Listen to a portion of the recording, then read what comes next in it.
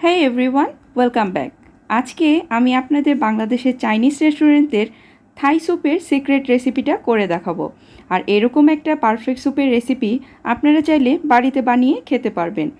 আমার মনে হয় স্যুপের ভিতরে সবচেয়ে এই স্যুপটাই বেশি সহজ। তো চলুন কথা না বাড়িয়ে শুরু করি।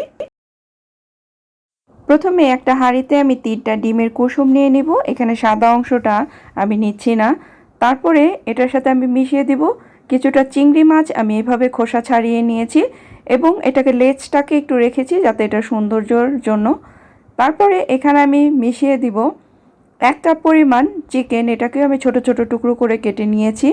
তারপরে আমি এখানে মিশিয়ে দিচ্ছি হাফ কাপের মতো মাশরুম। এটা না দিলেও চলবে, আমি দিচ্ছি একটু রিচ ফ্লেভারের জন্য। তারপরে যেটা মূল উপাদান সেটা হলো থাই জিঞ্জার। আপনার কাছে যদি থাই জিঞ্জার না থাকে নর্মাল জিঞ্জার দিয়েও এটাকে তৈরি করতে পারবেন। এবং অল্প কিছু কাঁচামরিচ, এটাকে আমি একটু ফাটিয়ে নিয়েছি। বেশ একটা ঝাল হবে না, এটা ফ্লেভারটা খুব ভালো হবে। আর যেটা মূল উপাদান লেমন গ্রাস, এই লেমন গ্রাসটাকেও আমি টুকরো টুকরো করে কেটে নিয়েছি, তবে পরে আমি এগুলো দিব। এই দুটো আগে দিয়ে দিচ্ছি। এখন এটার মধ্যে দিয়ে দেবো 3/4 কাপের মতো টমেটো সস বা টমেটো পিউরি, যে কোনো একটা দিলেই হবে।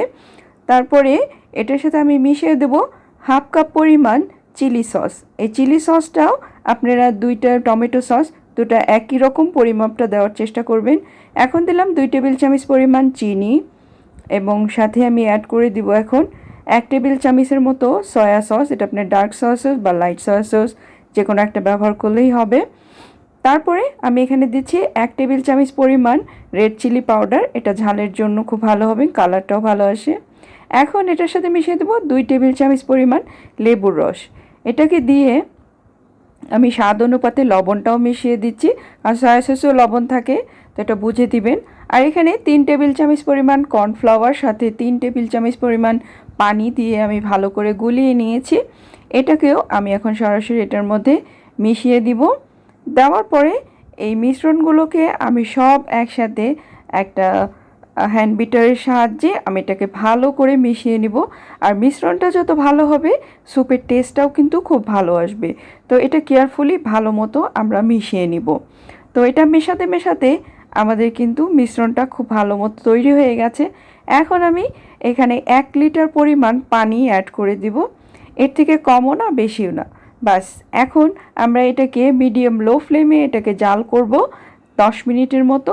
আর যদি 10 মিনিটের একটু বেশি লাগে আপনারা এটাকে দেখবেন যেটা থিকনেসটা চলে আসলেই আপনার জালটা বন্ধ করে দেবেন। এভাবে আমি আস্তে আস্তে নেড়ে নেড়ে এটাকে কুক করে নিব।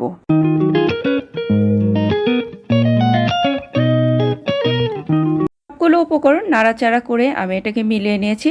এখন যেটা মূল উপাদান এই লেমন গ্রাসটা আমি এরকম টুকরো টুকরো করে নিয়েছি।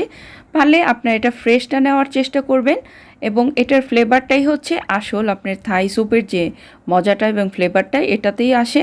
তো আমি এটাকে লাস্টে মিশিয়ে দিলাম এবং দেখুন এটাকে আমরা যখন 2-3 মিনিট জাল করার পরে এটার মধ্যে এরকম একটা স্ট্রাকচার চলে আসবে। তো আমরা কন্টিনিউয়াসলি এটাকে নাড়তে থাকবো যতক্ষণ না এটা ভালো মতো ঠিক হয়ে আসে। তো এটার মধ্যে বলক চলে এসেছে, আমি ভালো করে এটাকে নেড়ে নিচ্ছি ঠিক এভাবে।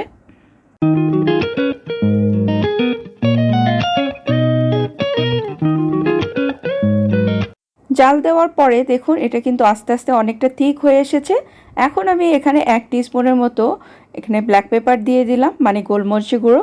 ব্যাস তৈরি হয়ে গেল আমাদের থাই স্যুপ। এখন আমরা এটাকে পাত্রে সাজিয়ে নিব। তো বানিয়ে ফেললাম বন্ধুরা বাংলাদেশের চাইনিজ রেস্টুরেন্টের থাই স্যুপের সিক্রেট রেসিপি। তা আশা করি আমার এই রেসিপিটি আপনাদের অনেক ভালো লেগেছে।